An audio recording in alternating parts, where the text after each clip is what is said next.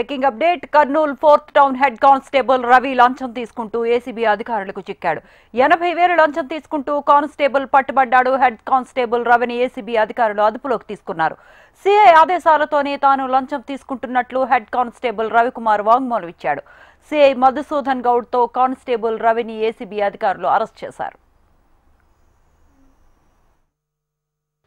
మాకు రఘు తర్వాత రవికుమార్ అని చెప్పి ఫిర్యాదుదారులు వాళ్ళపైన తప్పుడు కేసు ఒకటి 4th టౌన్లో రిజిస్టర్ అయిందని చెప్పి తర్వాత ఆ తప్పుడు కేసుని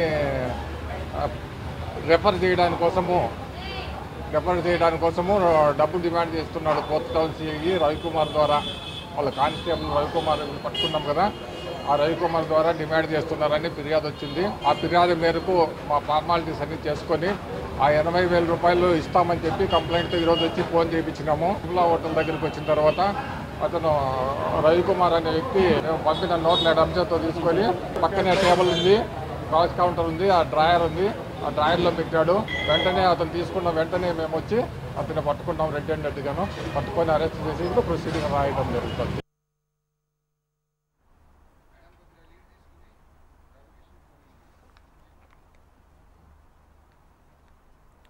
Kurnool 4th town head constable Ravi లంచం తీసుకుంటూ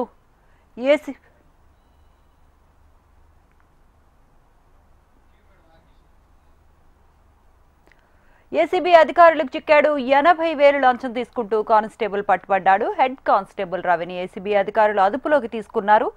అయితే ఇదే అంశానికి సంబంధించిన మరిన్ని అప్డేట్స్ మా కరెస్పాండెంట్ హరికిషన్ అందిస్తారు. Harikishan, good evening. Good evening Srimanthi, thank you. ప్రధానంగా కర్నూలు 4వ పట్టణ పోలీస్ స్టేషన్ లో ఈరోజు ఏసీబీ అధికారులు వల్లపన్ని హెడ్ కానిస్టేబుల్ ను అదుపులోకి తీసుకున్నారు. ఓ కేసుకు సంబంధించి 4 సంవత్సరాల అంటే 4వ పట్టణ పోలీస్ స్టేషన్ లో నమోదైంది. ఈ కేసును మాఫీ చేసేందుకు సిఐ మధుసూదన్ గౌడ్ తో పాటు అలాగే హెడ్ కానిస్టేబుల్ రవి డబ్బులు డిమాండ్ చేశారని చెప్పేసి కూడా ఓ వ్యక్తి ఏసీబీని ఆశ్రయించడం జరిగింది. అయితే పక్కా ఆధారాలతో అదుపులోకి తీసుకోవాలి కాబట్టి తమ వద్ద ఉన్నటువంటి కరెన్సీని ఇచ్చి పంపడం జరిగింది.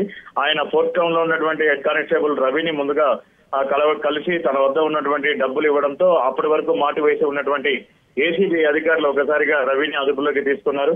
తమ వద్ద ఉన్నటువంటి కెమికల్స్ ఏవైతే ఏసీబీకి సంబంధించినటువంటి ఫార్మాలిటీస్ ఉంటాయో ఆ ఫార్మాలిటీ ప్రకారం నోట్లు అందుకున్నటువంటి రవి హ్యాండ్స్ ని కంప్లీట్ గా ఆ నీళ్లలో తడపగానే ఒకసారిగా పింక్ కలర్ లోకి మారిపోయాయి. దీంతో రెడ్ హ్యాండెడ్ గా పట్టుకోవడంతో ఒక్కసారిగా ఎవరైతే రవి ఉన్నారో ఆయన కంప్లీట్ గా తనకి ఎటువంటి సంబంధం లేదని కేవలం సిఐ మధుసూదన్ గౌడ్ చెప్పిన దాని ప్రకారమే తాను డబ్బులు డిమాండ్ చేయడం జరిగిందని చెప్పేసి కూడా ఆయన చెప్పారు. దీంతో మధుసూదన్ గౌడ్ తో పాటు రవిని ఇద్దరిని కూడా అరెస్ట్ చేసి రిమాండ్ తరలించడం జరిగింది. మొత్తానికి మాత్రం ఈ మధ్య కాలంలో ఏసీబీ అధికారులు కర్నూలు జిల్లాలో ఇటువంటి దాడులు చేయడం అనేది చాలా అరుదుగా మారిపోయింది.